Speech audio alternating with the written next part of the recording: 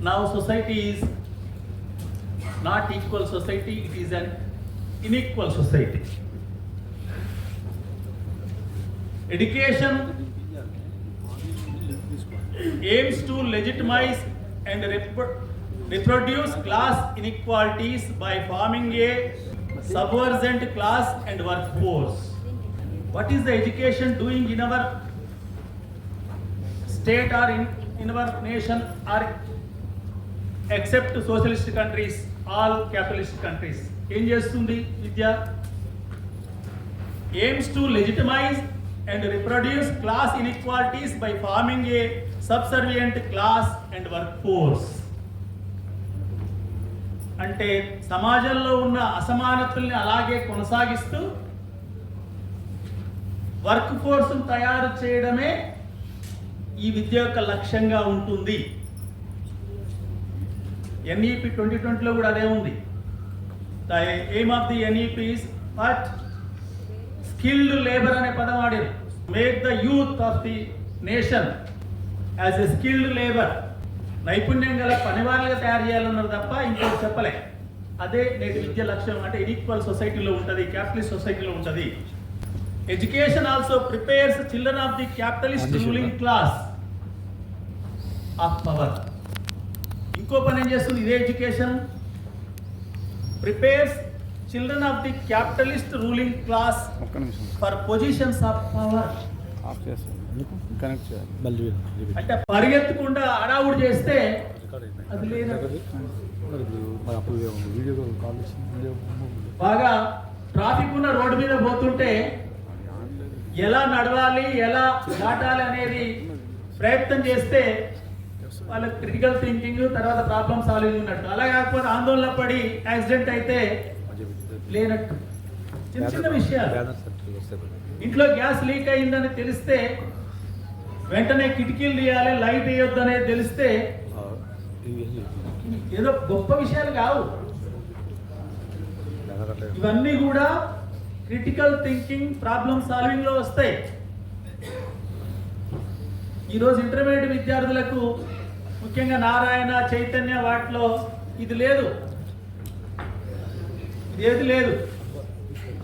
మీకు ఒకసారి గుర్తుండాలి, 2 ఏళ్ల కింద ఒకసారి ఫిజికల్ సైన్స్ ఫిజిక్స్ పేపరు మార్చిచ్చిర్రు అంటే సిలబస్ అవుట్ ఆఫ్ సిలబస్ కాదు. అప్పుడు పేపర్ నేను చదివాను, అప్పుడు చాలా గడబడ జరిగింది. కానీ సిలబస్లోనే కానీ not expected questions are given. Application కూడా లేదు. వాళ్ళకు ఒక రెగ్యులర్ క్వశ్చన్ ఉంటుంది, క్వశ్చనర్ బుక్ ఉంటుంది. వాళ్ళ దాంట్లో లేని క్వశ్చన్ వచ్చింది అంతే. చాలా ఈజీ క్వశ్చన్ అది. మళ్ళీ అకాడమిక్ బుక్స్లో ఫస్ట్ ఏది వివరణలో ఉండేది. చాలా ఈజీ క్వశ్చన్స్ అది, కానీ వాళ్ళకి తెలియదు కదా. ల్యాప్టాప్ను ఆపరేట్ చేయడం ఎలా నేర్పారు, కానీ గ్యాస్ లీక్ అయినప్పుడు స్విచ్ చేయొద్దనేది నేర్పకపోతే అది దాంతో ఇది రాదు కదా. చిన్న చిన్న అంశాలు అప్పుడు సిలబస్లోనే ఇచ్చారు, కానీ ఎవరు ఫెయిల్ అయ్యారంటే అప్పుడు గవర్నమెంట్ పిల్లలు తక్కువ ఫెయిల్ అయ్యారు. మోస్ట్ ఆఫ్ ది స్టూడెంట్స్ ఫీజులో వాళ్ళే పోయారు. పెద్ద గొడవ జరిగింది, మీకు కూడా గుర్తుండాలి. How to provide quality education? మరి ఎలా, ఏం చేస్తే క్వాలిటీ ఎడ్యుకేషన్ వస్తుంది? Foster a positive and inclusive school culture. ఇక్కడ చాలా చోట్ల పాజిటివ్ వస్తుందంటే ప్యాసివ్ వేరు, పాజిటివ్ వేరు. సానుకూల దృక్పథంతో బడి అంటే ఇష్టం ఉండాలి. ఇంక్లూజివ్ అంటే వ్యక్తిగతంగా ప్రతి విద్యార్థి పట్ల శ్రద్ధ ఉండాలి, వాళ్ళ అంశాలు తెలియాలి, వాటి మీద తప్పనిసరిగా మనం శ్రద్ధ పెట్టాలి. అంటే కామన్ క్లాస్ కాదు, క్లాస్ కామన్గానే ఉంటుంది, కానీ ఎవరి స్టూడెంట్ విచ్ లెవెల్, ఎవరికి ఏం అవసరం అనేది చూడాలి. Focus on student centre learning. ఇది మనం మీ అందరు కూడా మెథడాలజీలు ఇదే చదువుకొని ఉంటారు. అంటే నేనే చదువుకున్నా కదా. ఇలా ఇప్పుడు ఉన్న దాంట్లో మస్తాన్ రావు గారి తర్వాత, మాణిక్రెడ్డి గారి తర్వాత నేనే సీనియర్. ట్రైనింగ్ అయితే నేను 79-80లో ఫస్ట్ టీటీసీ ట్రైనింగ్ చేశాను. అప్పుడు టీటీసీ అనేది ఇప్పుడు డిఎండి. ఆనాడు నుంచి కూడా చైల్డ్ సెంటర్డ్ ఎడ్యుకేషనే. స్టూడెంట్ సెంటర్డ్ ఎడ్యుకేషనే, no teacher centred education. But in our classroom till today partially teacher centred education. ఇది పెద్ద లేక, మనకు పెద్ద లోపం. Use technologies as an educational tool. టెక్నాలజీని ఎడ్యుకేషన్ టూల్గా వాడుకోవాలి. సెల్ ఫోన్ వాడుకోవచ్చు, సరే సెల్ ఫోన్ మాట్లాడటం వల్ల వేరు. ఇప్పుడు సెల్ ఫోన్ వాడుకోమంటే ఇప్పటికే సెల్ ఫోన్ మాట్లాడుతున్నారు అనేది ఒక పెద్ద సమస్యగానే ఉంది. నాకు ఒకటి గుర్తురాలే ఈరోజు, హై స్కూళ్ళల్లో అందులో చాలా రకాల లెసన్స్ ఉన్నాయి. ఏమో ఇచ్చిర్రు హై స్కూళ్ళకు ఒక 4 ఏళ్ల కింద, 6-7 ఏళ్ల కింద. Cans is a beautiful tool, a good tool, but most of our schools not opened it.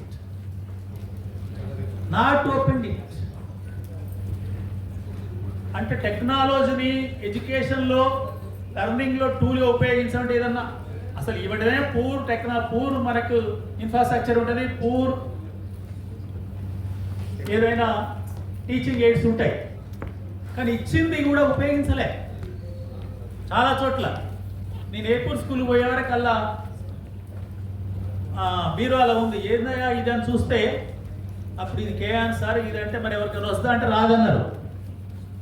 నేను వచ్చేట ఆయన్ని పిలిపించి ఆ మ్యాథ్స్ టీచర్కు సైన్స్ టీచర్కి ఇద్దరికి ఎక్కువ ఉపయోగపడుతుంది.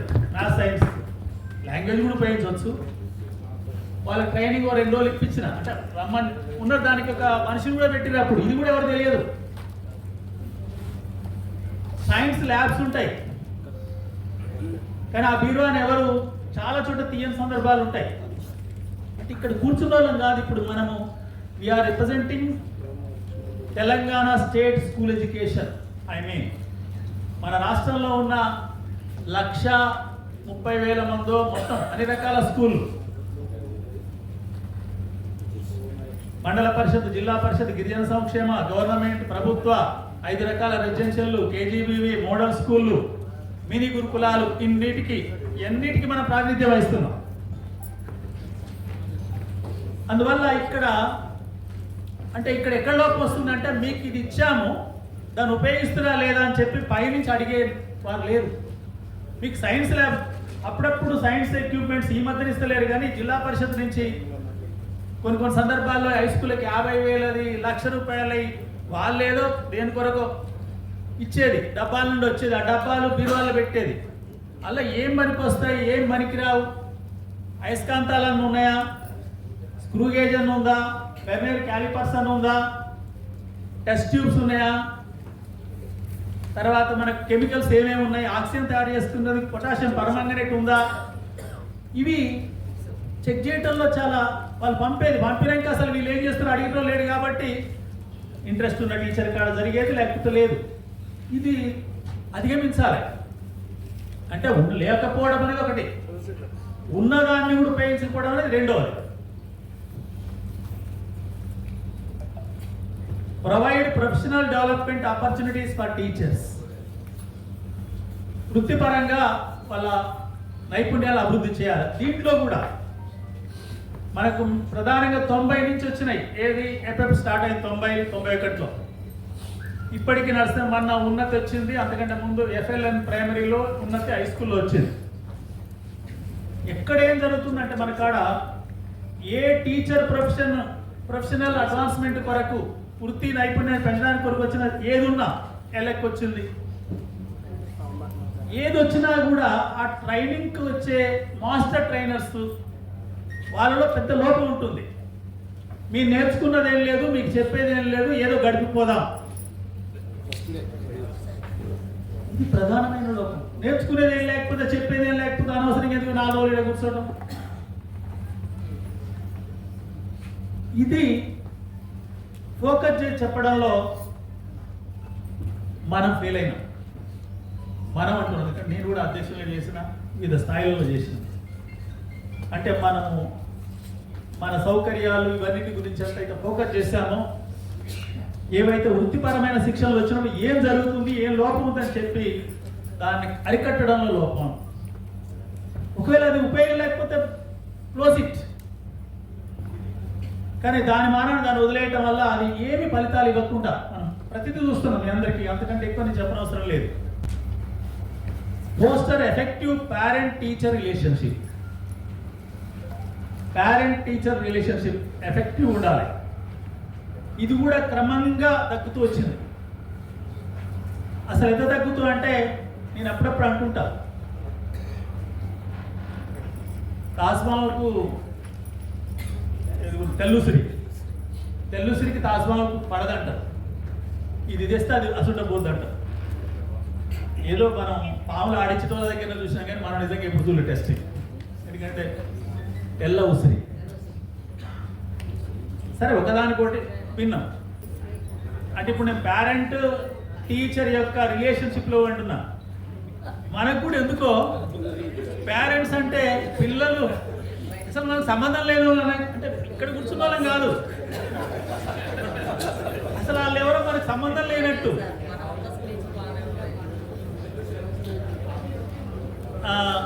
ఇది ఎలా టీచర్లోకి ఎలా తీసుకుపోవాలనేది ముఖ్యం ఇప్పుడు. ఎందుకంటే మనం ఇక్కడ కూర్చున్నాం, మన వరకు ఉంటే కాదు. రాజశేఖర రెడ్డి సార్ బ్రహ్మాండంగా స్కూల్ నడుపుతుండు, నేను కూడా నడుపుతున్నాను అనుకోండి. కానీ అది కాదు కదా. మనం ఇంకా ఎట్లా ఎక్కువ మంది టీచర్లను మోటివేట్ చేయాలి, ఇందులోకి లాగాలి, సంబంధాలు పెంచాలనేది.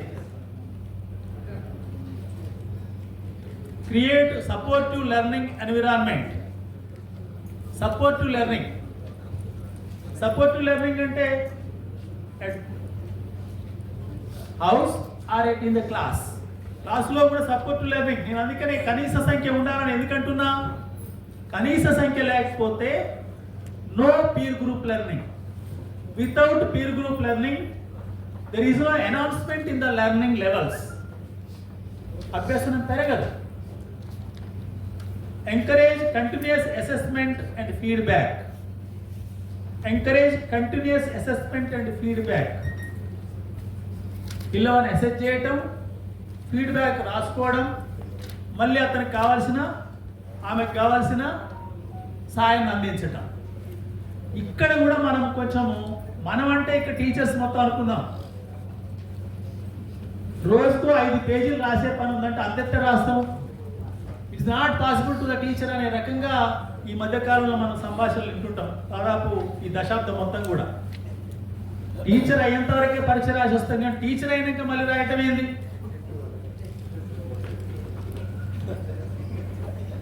ఈ యాటిట్యూడ్ మారకపోతే నో క్వాలిటీ ఎడ్యుకేషన్. రాసుకోకపోతే,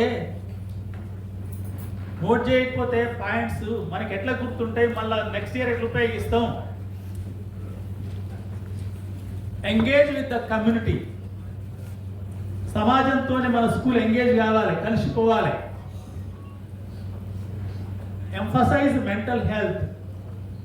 విద్యార్థుల యొక్క మానసిక ఆరోగ్యాన్ని పెంచాలి, సరైన స్థితిలో ఉంచాలి. Provide necessary resources. ఇంకా అవసరమైన ఏమైనా ఉంటే కూడా అవి అందాలి. ఇందులో అన్ని మనం ఏం చేయలేం. అందుకనే ఎవరు క్వాలిటీ ఎడ్యుకేషన్ బాధ్యత అంటే మనం ఏం చెప్పుకున్నాం? ఎన్సిటి, ఎన్సిఆర్టి, ఎస్సిఆర్టి డైట్ అని చెప్పుకున్నాం. ఆ తర్వాత డిఓ కావచ్చు, అక్కడ కమిషనర్ కావచ్చు, సెక్రటరీ కావచ్చు, మినిస్టర్ కావచ్చు, ఎమ్మెల్యేలు కావచ్చు, వీళ్ళందరూ కావచ్చు. తర్వాత what is the role of the government in quality education? Government అంటే హయ్యర్ లెవెల్లో చెప్తుంది. గవర్నమెంట్ అంటే మళ్ళీ సెంట్రల్ గవర్నమెంట్ నుంచి టీచర్ వరకు మొత్తం గవర్నమెంటే. ఇది only central government. Setting national education policies. ఈ పాయింట్కి వస్తే ఇప్పుడున్న గవర్నమెంట్ అంటే అందుకనే మేము ఎన్ఈపీని పెట్టినామంటారు. Setting national education policies. రెండో కాడికి వచ్చే వరకు పక్కకు పోతారు. అలాటింగ్ ఫండ్స్ లేదు. Ensuring equity and access. ఇది కేంద్ర ప్రభుత్వ బాధ్యత, తర్వాత స్టేట్ గవర్నమెంట్. ఈక్విటీ. ఇప్పుడు ఎడ్యుకేషన్లో ఈక్విటీ లేదు కదా, ఇన్ఈక్విటీ పెరుగుతూ పోతుంది కదా. మన అంగన్వాడీ కేంద్రాలు ప్రైవేట్ స్కూళ్ళలో ఉన్న బచ్పన్ స్కూళ్ళ లాగానో లేదా ప్రీ ప్రైమరీ క్లాస్ లాగా మన అంగన్వాడీ కేంద్రాలు లేవు కదా, అవి క్యాటర్ చేయలేకపోతున్నాయి కదా, విద్యను అందించలేకపోతున్నాయి కదా, అయినా పట్టించుకోవటం లేదు కదా. Regulating educational standards, education standards regulate చేయాలి. రెగ్యులేట్, నాట్ ఎస్ఎస్ చేస్తున్నారు. అసర్ రిపోర్ట్ వస్తుంది, న్యాస్ రిపోర్ట్ వస్తుంది, స్టేట్ లెవెల్లో సియాస్ రిపోర్ట్ వస్తుంది, అసెస్మెంట్ ఉంటుంది. But there is no regulation. అంటే అసెస్ చేసిన తర్వాత ఈ స్థితిలో ఉంటే దీన్ని మార్చడానికి పెంచడానికి చేస్తున్న స్థితి ఏమీ లేదు.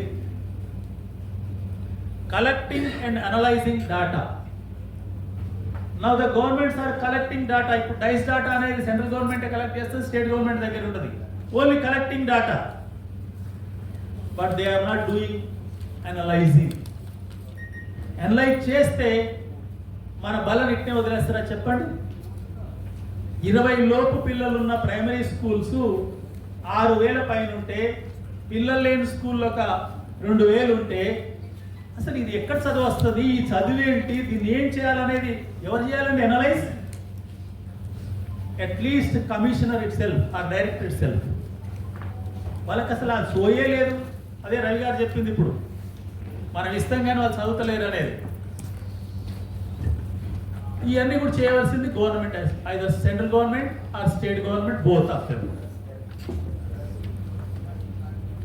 ఇవన్నీ విషయాలు క్వాలిటీ ఎడ్యుకేషన్లో ఉపయోగపడే. వీటికి తోడుగా what is the role of the teacher in quality education? ఇప్పుడు టీచర్ రోల్ ఏంటి? ఇది బాగా వినండి. Teachers are responsible for imparting knowledge, skills and capabilities to students which are essential for the social and economic development of a nation. Knowledge ఇవ్వాలి, skills ఇవ్వాలి, సామర్థ్యాలు పెంచాలి. Socio economic development, ఆ విద్యార్థి యొక్క సామాజిక ఆర్థిక అభివృద్ధిలో ఈ విద్య తోడ్పడాలి. They play a significant role in creating an environment that facilitates high quality learning achievement in schools.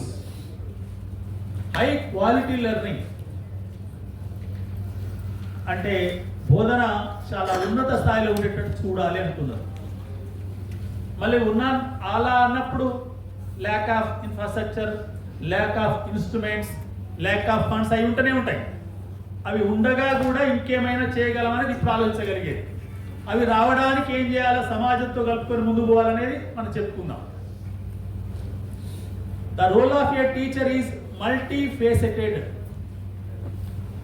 మల్టీఫేసెటెడ్. Teacher అంటే ఎలా ఉండాలి? ఆల్రౌండర్, అన్ని సామర్థ్యాలు కలిగి ఉండాలి. అదే రామరెడ్డి గారి గొప్పతనం అని చెప్పిన ముందే. మల్టీఫేసెటెడ్ and crucial in education. Teachers are responsible for not only imparting knowledge but also for shaping students' characters, instilling positive values. ఇక్కడ పాజిటివ్ వాల్యూస్ అంటే దోపిడీకి అనుకూల వాల్యూస్ కాదు. ఇక్కడ పైన ఏం చెప్పుకున్నాం? సోషియో ఎకనామిక్ ఈక్వాలిటీస్ వస్తున్నాయి. కాబట్టి సమాజంలో ఉన్న అంతరాలన్నిటి తగ్గించడానికి అవసరమైన వాల్యూస్ ఉన్నాయి. అంటే మనుషులందరూ సమానం, అందరికీ సమాన అవకాశాలు ఉండాలి, సంపద కొందరి చేతిలోనే ఉండొద్దు, విజ్ఞానం కొందరికి అందొద్దు, విజ్ఞానం ఎవరి సొత్తు కాదు. ఇవి మన తెలుగులో చెప్పుకుంటే ఈ లక్ష్యాలు విద్యార్థులు సాధించబడాలి. అటువంటి విద్యార్థులు కనుక మనం తయారు చేస్తే తప్పనిసరిగా సమాజ మార్పులో భాగస్వాములు అవుతారు. గవర్నమెంట్ స్కూల్లో అవకాశం ఉంది, కానీ వేరేజ్ ఇన్ ప్రైవేట్ స్కూల్స్ అక్కడ అసలు ఈ పదాలకు ఈ లక్ష్యాలకు విలువ ఉన్నదనేది నాకైతే చాలా దూరం అనిపిస్తుంది. అది టెక్స్ట్ బుక్లో ఉన్నదాన్ని, టెక్స్ట్ బుక్లో చాలా అంశాలు ఉంటాయి. అక్కడ పాజిటివ్ వాల్యూస్ అంటే ఏం నేర్పుతారు? నీవు గొప్పవాడిగా, నీవు సాధించగలవు, నీవేదైనా చేయొచ్చు, నీవు ఉన్నత స్థితిలోకి రా, ఇంకెవరేమైపోయినా ఏం లేదనేది పక్కన ఉంటుంది. అది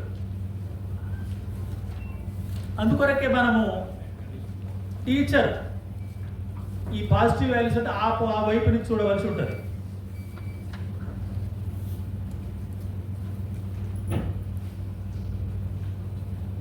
and guiding ethical development, adapt teaching methods to meet the diverse needs of students.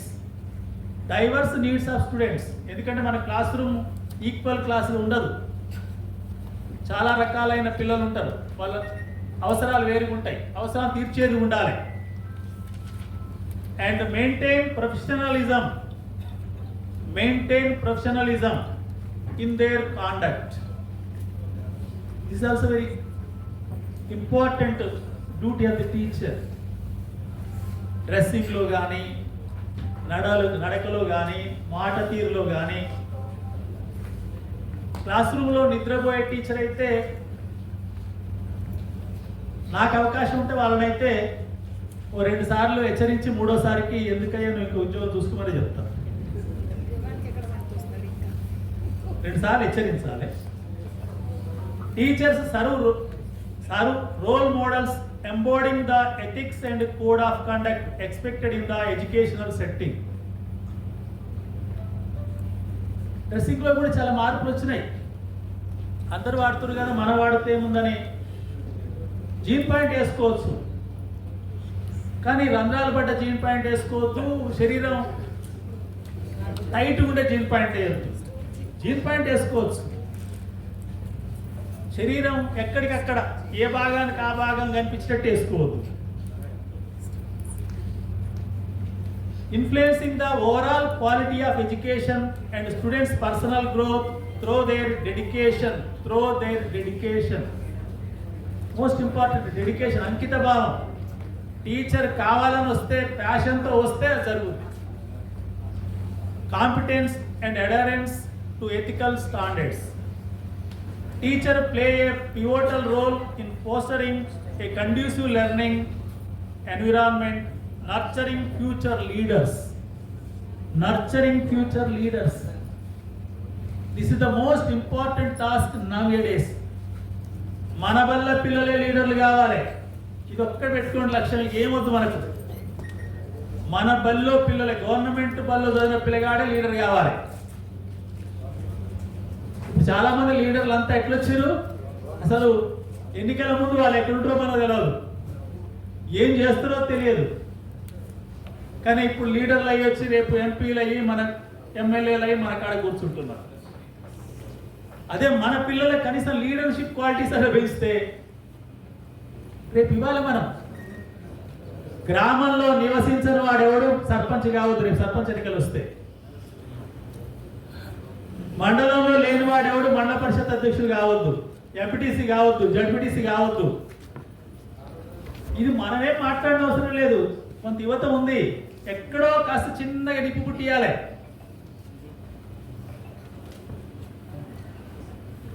This leads to change our school system also. ఊళ్ళో ఉన్నోడు సర్పంచ్ అయితే మన బడి బాగా నడుపుతాడు, మరి బడికి సంబంధం లేదు, ఎక్కడనో సిటీలో వ్యాపారం చేసుకుంటాడు, వచ్చి 10 లక్షలు పెట్టి సర్పంచ్ అవుతాడు. అప్పుడప్పుడు వచ్చిపోతే ఏమిటికి ఎంపీపీలు కూడా ఎట్టే ఉన్నారు. ఇప్పుడు నల్గొండ జిల్లాలో సగం మంది ఎంపీలు, నల్గొండ యాదాద్రి భువనగిరి అంటే అసలు మొత్తం హైదరాబాదే. కానీ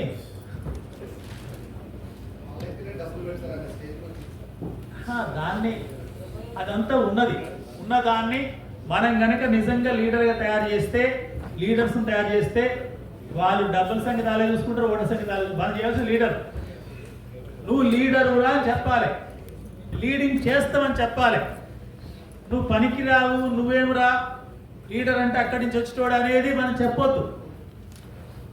మనం ఇక్కడ ఏం చెప్తున్నాం, సోషల్ ఎకనామిక్ కండిషన్స్ అన్నిటినీ, జెండర్ ప్యారిటీని అధిగమించి లీడర్ చేయాలంటున్నాం. అది కనుక చేస్తే మార్పు వస్తుంది. And contributing to societal progress. Teacher అనేవాళ్ళు ఈ సొసైటీని అభివృద్ధి పదంలో నడిపించే వాళ్ళు ఉండాలి. అభివృద్ధి కోరుకోవచ్చు. ఇంకా what is the basic role of teacher in classroom? A teacher leads the students and guides them for a better learning experience through various activities. Various activities. నాకు ఇప్పుడు హిందీ చాలా ఇబ్బందిగా ఉంటుంది, ఇంగ్లీష్ కూడా ఇబ్బంది ఉంటుంది, కానీ ఇంగ్లీష్ ఏమో నేను నేర్చుకున్నా. మాకు 7వ తరగతిలో ఇంగ్లీష్ టీచర్ ఉండే, ఒకటే పాఠం చెప్పిండు మొత్తం సంవత్సరం మొత్తం. ఇంటర్మీడియట్లో 2 సంవత్సరాలు ఇంగ్లీష్ లెక్చరర్ లేడు. అప్పుడేదో తెలుగులో ఇంగ్లీష్లో గైడ్ ఉండేది, ఆ గైడు సారీ కాదు. మా అప్పుడు రాఘవేంద్ర రాఘవేంద్ర గైడ్ ఉండే, మా 76 78 కదా, రాఘవేంద్ర గైడ్ ఉండే. ఇంగ్లీష్ ఎస్సేను వాళ్ళ దాని సారాంశం తెలుగులో ఉండేది, అది చదువుకొని పాస్ అయిన ఇంగ్లీష్.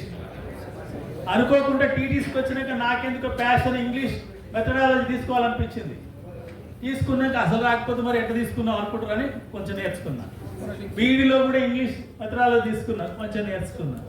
తర్వాత ఇంగ్లీష్ సబ్జెక్ట్ హ్యాండిల్ చేయడం మొదలుపెట్టి కొంత వచ్చింది. ఎందుకంటే నేను పుట్టిన వాతావరణం గ్రామీణ ప్రాంతం, ఇవన్నీ స్కూల్. కాబట్టి మనము వేరియస్ యాక్టివిటీస్. ఈరోజు మనకు ప్రొనౌన్సియేషన్ అన్న పదం మనకు రాకపోతే ఈరోజు మన సెల్ ఫోన్లో చూసుకోవచ్చు, how to pronounce the word. ఆ పిల్లవాడికి నేర్పవచ్చు. మనకిప్పుడు అంటే ఇంకా నా వయసుకి వచ్చినాక అయితే దాని ప్రొనౌన్సియేషన్ కరెక్ట్ చేసుకోవడం చాలా కష్టం ఈ వయసులో, ఆఫ్టర్ 60. కానీ పిల్లవాడు వెంటనే కరెక్ట్ చేసుకుంటాడు. నేను 2009 నుంచి 2015 వరకు హెడ్ మాస్టర్గా ఉన్న స్కూల్లో వాళ్ళ అమ్మ నాన్నలు అన్ఎడ్యుకేటెడ్ అనే చెప్పాలి, ఏదో లిటరసీ అంటే పేరు రాయాల్సి వాళ్ళకి అంతే, ఉప్పరి పని చేసుకుని ఒకటి వాళ్ళు. ఆ అమ్మాయి ఇంగ్లీష్ మీడియం తీసుకుంది, మాకు బోత్ మీడియం ఉండేది. అమ్మాయి మాట్లాడుతుంటే నాకు ఆ స్లాంట్ కానీ ఫ్లూయెన్సీ కానీ నాకే ఆశ్చర్యం అనిపించేది. ఏది 15th ఆగస్ట్ నాడు, 26 జనవరి నాడు ఇద్దరు అమ్మాయిలు ఇచ్చేది పని అసలు బ్రహ్మాండంగా ఇచ్చేది. నేను ఎంత ట్రై చేసినా నాకు ఆ స్లాంట్ రాలేదు. సబ్జెక్ట్ ఉంటుంది, ఆ వయసులో నేర్చుకుంటారు వాళ్ళు. అది అంటే వేరియస్ యాక్టివిటీస్ అంటే ఆ పద్ధతిలో మనం కల్పించాలి. The teacher should create a democratic environment in the class. Democratic environment ప్రజాస్వామ్యంగా ఉండాలి. గొప్పగా చెప్పడం, మీలో కూడా చాలా మంది ఉంటారు నాకంటే గొప్ప వాళ్ళు. నేను హెడ్ మాస్టర్ కుర్చీలో కూర్చుంటే సమస్య ఉంటే అమ్మాయిలు కూడా వచ్చి నాతో చెప్పేది. ఆల్రెడీ మనం లేడీ టీచర్స్ ఉండేది, లేడీ టీచర్ అమ్మాయిలు ఇష్యూ ఏది ఉన్నా అలా చెప్పాలని. నా దగ్గరికి ఎందుకు వచ్చిందా? వారు తొందరగా విన్నారు సార్, మీరైతే తొందరగా పరిష్కారం ఉంటుంది.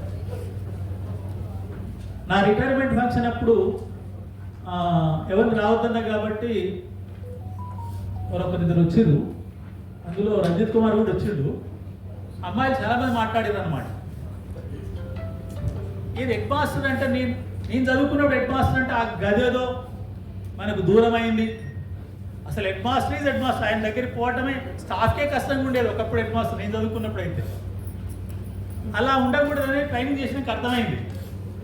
అయినాక పిల్లలతో అంటే మనము డెమోక్రటిక్ క్లాస్ రూమ్ అంటే ఏదైనా పిల్లవాడు మనం అడగగలగాలి. అది మంచి కానీ చెడు కానీ ఏదైనా అడగాలి. అడిగే వాతావరణం ఉంటే నిజంగా మనం టీచర్గా రాణిస్తున్నట్టు లెక్క. అప్పుడు ఆ పిల్లవాడు తన యొక్క లెర్నింగ్ ఎబిలిటీని పెంచుకుంటాడు. ఆ లోపం ఎక్కడున్నా కూడా సవరించుకోవాల్సిన అవసరం తక్షణం ఉంటుంది. Democratic environment in the class so that every student will get an equal opportunity to learn and improve themselves. మనము అటువంటి ప్రజాస్వామ్యయుతమైన వాతావరణాన్ని కల్పించగలిగితే వాళ్ళు తప్పనిసరిగా నేర్చుకుంటారు. ప్రతిదీ అడుగుతారు, వారికి అర్థం కాని అడుగుతారు, నేర్చుకోవాలని తపన పెరుగుద్ది, స్కూల్ అంటే ఇంట్రెస్ట్ పెరుగుద్ది. Then 5 qualities of a good teacher. Good teacher అంటే ఎలా ఉండాలి? అందరు గుడ్ టీచర్సే ఉండాలి, ఇలా ఏమీ కాంప్రమైజ్ లేదు. 1, పేషెన్స్ అండ్ కంపాషన్. అన్నిటికంటే పేషెన్స్ ముఖ్యం, వృత్తి పట్ల నిబద్ధత ముఖ్యం, అంకిత భావం ముఖ్యం. Energy and ఎంథ్యూజియాసిక్. టీచర్ ఎప్పుడు కూడా ఎన్నడో కన్నాడు కానీ ఎప్పుడో కొన్ని సందర్భాలు ఉండొచ్చు ఇబ్బందులు, కానీ బడికి పోయే 200 రోజుల్లో కనీసం 180 రోజులు పోయిన 90% డేస్లో మార్నింగ్ నుంచి ఈవినింగ్ వరకు నవ్వుతూనే ఉండాలి, ఏదడిగినా చెప్తట్టే ఉండాలి. ఆ స్థితి లేకపోతే వాలంటీర్ రిటైర్మెంట్ తీసుకోవాలి. ఈ మాట కూడా వాడారు. ఎక్సలెంట్ కమ్యూనికేషన్ స్కిల్స్, మన మాట ఏ విషయాన్నైనా స్పష్టంగా చెప్పగలిగేటట్టు ఉండాలి. Excellent subject knowledge and willingness to learn. Knowledge ఉన్నదే సరిపోద్దు అనుకోవద్దు. Willingness to learn, everyday learner. ఉపాధ్యాయుడు నిత్య విద్యార్థి. ఇప్పుడు ఉపాధ్యాయుడు నిత్య విద్యార్థి కాదు, every person is always a student. ప్రతి ఒక్కరు నేర్చుకోవాల్సిందే. Organisation and discipline. ఆర్గనైజేషన్ అంటే సంఘీభావం చేసే తత్వం కలిగి ఉండాలి. సమస్య ఏమొచ్చినా కూడా గుంపులో అందరూ పరిష్కారం చేసే వాళ్ళు ఉంటే సమస్య రాదు. ఎక్కువ మంది లిటిగెంట్స్ ఉంటే సమస్యలు పెరుగుతాయి. ఇప్పుడు ఏదైనా స్కూల్లో ఎక్కువ సంవత్సరాలు పనిచేస్తుంటే లిటిగెన్సీ పెరుగుతుంది తప్ప ఆర్గనైజేషన్ పెరుగుతలేదు, మెథడ్స్ పెరుగుతలేవు. ఈ 5 రకాల లక్షణాలు టీచర్కు ఉండాలి. ఉన్నప్పుడు టీచర్ ఎలా ఉండాలన్నప్పుడు ఇప్పుడు whose responsibility for quality education in schools? అంటే చెప్పిన అంత చెప్పేశాను.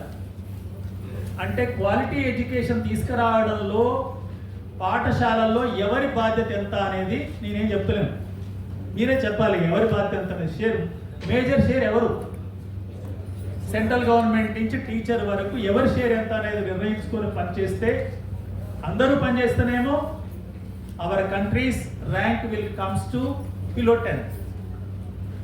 మన వరకు టీచర్లు అయినా పనిచేస్తే definitely it will comes down to 50 or 40, 90 నుంచి 50 వస్తుంది. ఇది నేడున్న తక్షణ సమస్య.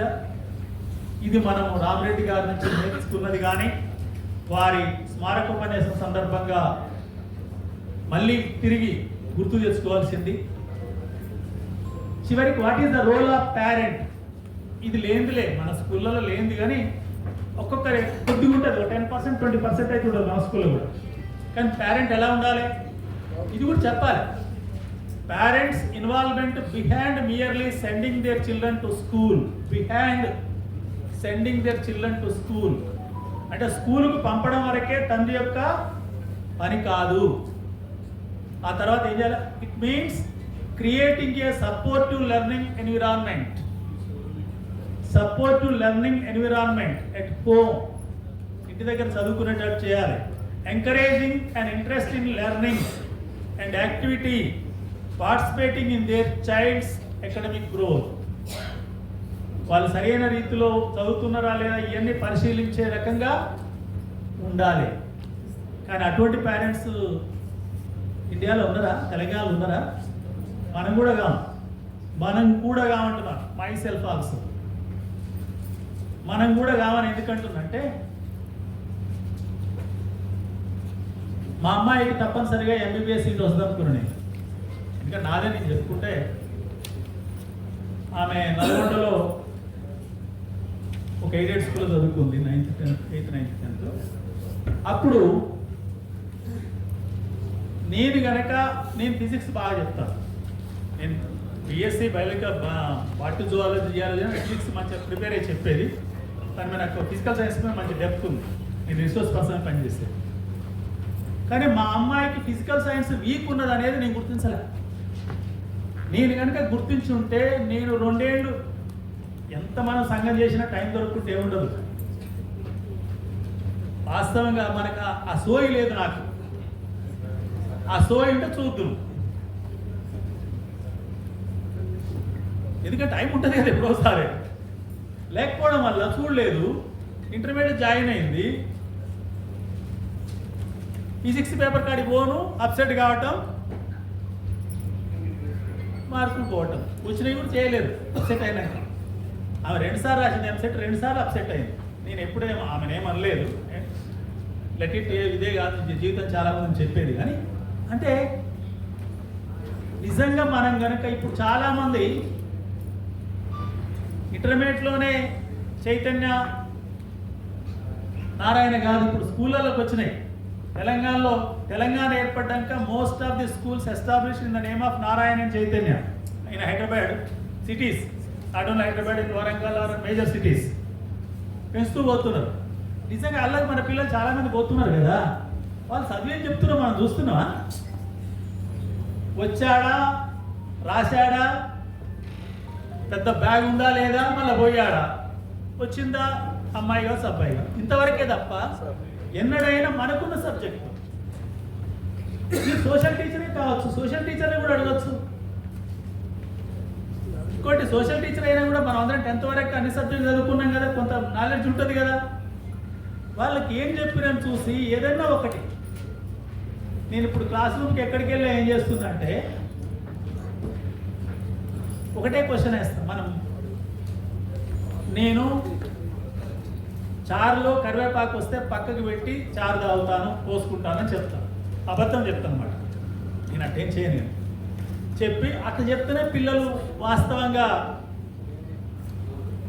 బయటకు వస్తుంది. మీరు ఎవరెవరు కరివేపాకు పక్కన పెట్టి చారు పోసుకొని తింటారా అంటే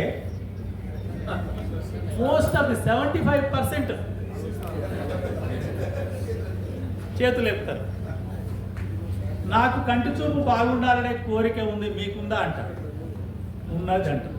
మరి కంటి చూపు బాగుండాలి అంటే మీకు ఏముండాలి, ఏ విటమిన్ ఉండాలి, ఏ విటమిన్ ఉండాలి సార్ అంటే రాలే, అది గుర్తుంటుంది పరీక్షకు.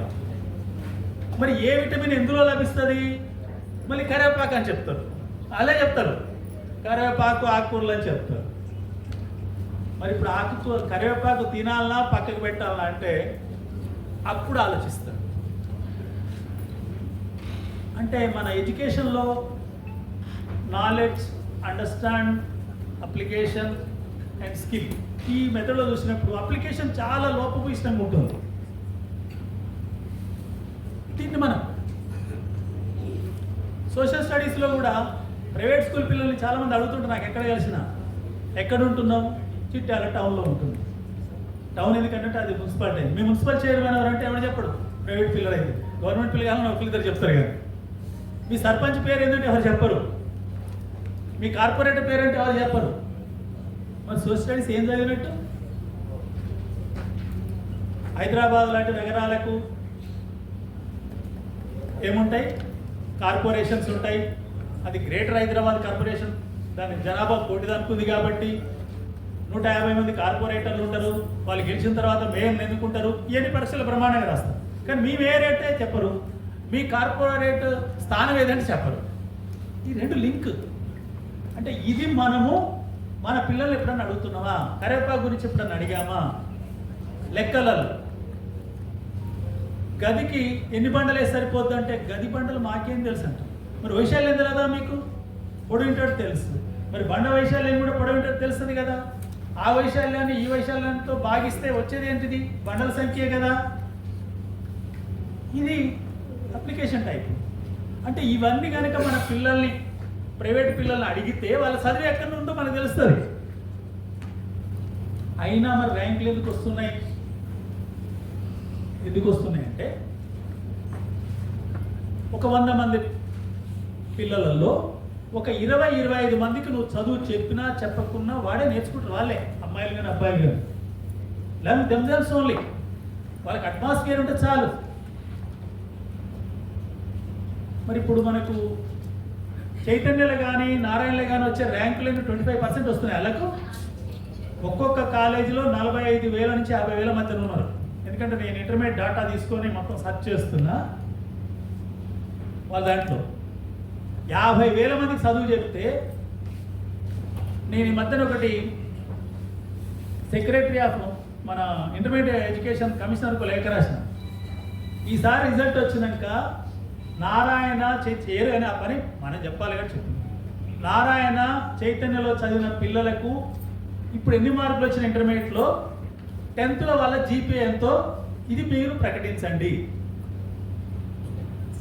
ఎందుకు ప్రకటించాలి? Most of the highest GPS are join in that colleges. Most brilliant students are joining in schools of private. వాళ్ళ పేరెంటల్ కేర్, ఇప్పుడు పేరెంట్ యొక్క రోల్ ఏందో నేను చదివాను అన్ని రంగాలుగా. ఆ రోల్ ఉన్న పేరెంట్స్ ఎక్కడ పంపుతున్నారు, కానీ వచ్చి చదివేస్తుంది. ఇది బిగ్ డిబేట్గా, పెద్ద చర్చగా జరగవలసిన తరుణం ఆసన్నమైంది. నేను ఎందుకు మాట్లాడుతుందంటే, అసలు ఎక్కడ ఏం చదువు ఉంది, ఏం చదువు అంటే ఏంది అనే చర్చ మరి ఎవరు చేయాలి?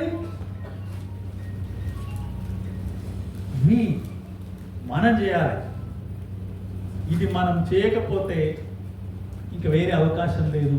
ఈ చర్చలు రామరెడ్డి గారు చాలా సందర్భాల్లో చేసేవారు. ఎందుకంటే వారి ఉపన్యాసాలు విన్నా, వారి మీటింగ్లకు వెళ్ళినా, జిల్లాకు వచ్చినప్పుడు ఉన్నాం, అంటే కలిసి తిరిగినాం, చాలా డిస్కషన్స్ ఉండేది. ఆ రకంగా మనమంతా, మీరంతా ఇప్పుడు ఎవరు టీఎస్యూటీఎఫ్ రాష్ట్ర కమిటీ సభ్యులు. ఆ సభ్యులైనాకనే మీరందరూ కూడా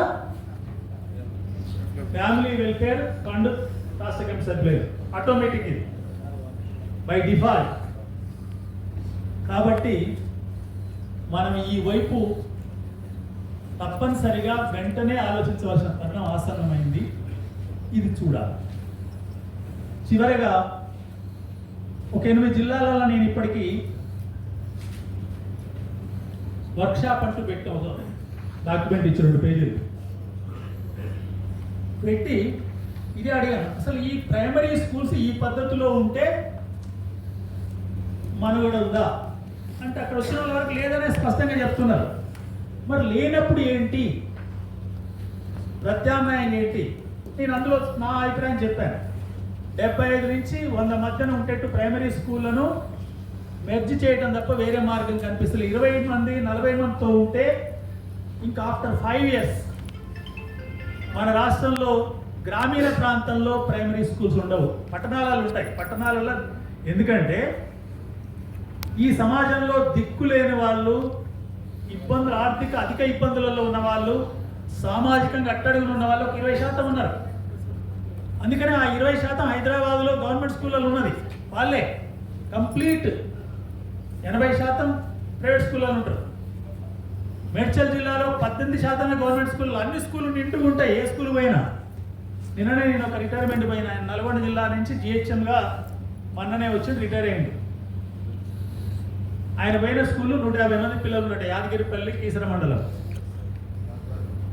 అది యాదగిరిపల్లి. 150 మంది అంటే మేడ్చల్ జిల్లాలో చిన్న స్కూల్ అన్నట్టు. 500, 600, 700, 1000 ఇట్లా ఉన్నాయి స్కూల్ అక్కడనే ఉంటాయి. కానీ ఇప్పుడు రూరల్ జిల్లాలు ఉన్నాయి. రూరల్ జిల్లాలలో ఏది, హైదరాబాదు, రంగారెడ్డి, మేడ్చల్ జిల్లాలు వదిలేసి ఖమ్మం, వరంగల్, నల్గొండ, మహబూబ్ నగర్ ఇటువంటి టౌన్లు వదిలేసి, నిజామాబాద్ ఇటువంటి కరీంనగర్ వదిలేసి మిగతా గ్రామీణ ప్రాంతం పోతే 150 పిల్లలు ఉన్న స్కూలే హైయెస్ట్ నెంబర్ ఆఫ్ స్కూల్స్. అంటే ఈచ్ క్లాస్ హ్యాస్ 30 ఓన్లీ. కాబట్టి మనము ఇది బడి మూతపడ్డా ఎవరు పట్టించుకోరు. మూతపడ్డా అంటే పిల్లలు లేకుండా ఆయనకి మూతపడ్డట్టే కదా, ఎవరు పట్టించుకోరు. కానీ గవర్నమెంట్ నుంచి మూతేస్తామంటే మాత్రం అట్టెట్ అంటారు. ఎందుకంటారంటే పాలక పక్షం ఉంటుంది, ప్రతిపక్షం ఉంటుంది. దీన్ని మనం ప్రజాపక్షంగా పోవాలి. నన్ను గెలిపించినప్పుడు విలేకరులు క్వశ్చన్ వేస్తే చెప్పిన, మీరే పక్షం అని. నేను పాలక పక్షం కాదు, ప్రతిపక్షం కాదు, ప్రజాపక్షం అని చెప్పిన. అనేకసార్లు చెప్తున్నా. ఎందుకంటే ఈ దేశంలో కానీ, ఈ రాష్ట్రంలో కానీ పాలక పక్షం ఉంటుంది, ప్రతిపక్షం ఉంటుంది, కానీ ఇద్దరి యొక్క ప్రయోజనాలు ఒకటే. ప్రజల ప్రయోజనాలు లేవు. కాబట్టి మేము ప్రజాపక్షం. ఆ ప్రజాపక్షం సంఖ్య పెరిగితే ఇటువంటి మార్పులు వేగంగా వస్తాయి. సరే, అది వచ్చిందని కాగుదామంటే కాదు. అందువల్ల స్కూల్ రీఆర్గనైజేషన్ ఏం చేస్తే బాగుంటుంది అనేది తక్షణం తీసుకోవాల్సిన సమస్య ఉంది. ఇంకోటి అంటే సంఘంగా ఉన్నప్పుడు కొన్ని ప్రాబ్లమ్స్ ఉంటాయి. సంఘం ద్వారా చెప్పినప్పుడు ఏంటంటే ఇంకో సంఘపోలు ఎమ్మటే ఇంకో వీళ్ళు బళ్ళు మూసేయాలంటారు అనేది అదొక పెద్ద ప్రచారం అయితే. సరే, ఎమ్మెల్సీ కూడా అనవచ్చు, కానీ ఎందుకు అంటలేరు, ఎవరేమి అంటలే. ఇప్పుడు వర్క్షాప్ పెట్టి ఈ పేపర్ మొత్తం చాలా చోట్ల తిరిగింది. పుస్తకాలు కూడా అదే రాసిన. ఎవరు కూడా నువ్వు ఇట్లా సూచిస్తున్నావు అనలే. చదివిన వాళ్ళు ఎవరన్నా ఉంటే చాలా బాగా రాశారు, కానీ చదివింది ఎవరు చదివి తెలుసా? నేను ఒకరి గురించి, ఒక మహిళ గురించి చెప్తాను. ఎవరు ఆమె 4వ తరగతి చదువుకుంది. ఇప్పుడు ఆమె వయసు నియర్లీ 78 ఉండదు. ఆమె బిడ్డ మా తమ్ముడు భార్య, ఆమె హెడ్మిస్ట్రెస్. ఆమెకి నేను పుస్తకం ఇస్తే ఈమె తీసుకుపోయి వాళ్ళ తల్లికి ఇచ్చింది. మనం మీ పెళ్ళిలో కలిసినాం. నర్సిరెడ్డి గారు మీ పుస్తకం బాగా రాశారండి, 2 సార్లు చదివారంటే అది.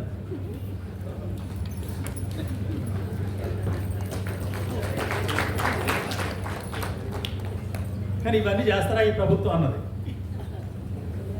అంటే ఎక్కడో ఆలోచించే వాళ్ళు, చేసేవాళ్ళు ఉంటారు. అందుకొరకు మనం ఒక అంశాన్ని, ఒక విషయాన్ని భయపడకుండా ప్రజల్లోకి తీసుకెళ్లే ప్రయత్నం చేస్తే తప్పనిసరిగా సక్సెస్ అవుతుంది. ఎన్రోల్మెంట్ క్రైసిస్ని కూడా అధిగమించవలసిన అవసరం ఉంది. రామరెడ్డి గారు ఉన్ననాడు పరిస్థితులు వేరుగా ఉన్నాయి, రామరెడ్డి గారు తదనంతర పరిస్థితులు వేరుగా ఉన్నాయి. అప్ టు 2000 వరకు మనకి ఎన్రోల్మెంట్ సమస్య ఉందా అండి? లేదు కదా. ఆనాడు క్లాస్ రూములు లేవు, టీచర్లు లేరు. ఒక టీచర్ 100 మంది పిల్లలు, ఒక టీచరు 150 మంది పిల్లలు, 150 మంది పిల్లలు ఒకేటే గది, 2 టీచర్లు, చెట్టు కింద చదువులు, ఈ కదా. ఇప్పుడు ప్రైమరీ స్కూల్లో 150 మంది పిల్లలు అంటే నగరాలలో తప్ప ఎక్కడన్నా కనిపిస్తారా? కనిపించినా కూడా చెప్తారా? ఇప్పుడు మహబూబాబాద్ జిల్లా మన అధ్యక్షుడు మురళీ ఉండు, వారి స్కూల్లో 340 ఏదో ఉంది స్ట్రెంత్ ప్రైమరీ. కానీ ఆయన చెప్పమంటే చెప్పడు, అసలు ఆయన దాచుకుంటాడు.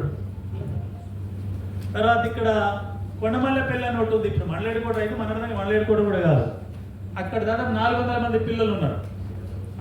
అదే చందంపేట మండలం పక్కన ఉంటుంది, 42 ప్రైమరీలు ఉంటాయి, 28 ప్రైమరీలు 0, 14 ప్రైమరీలు మొత్తం కలిపితే 475 మంది.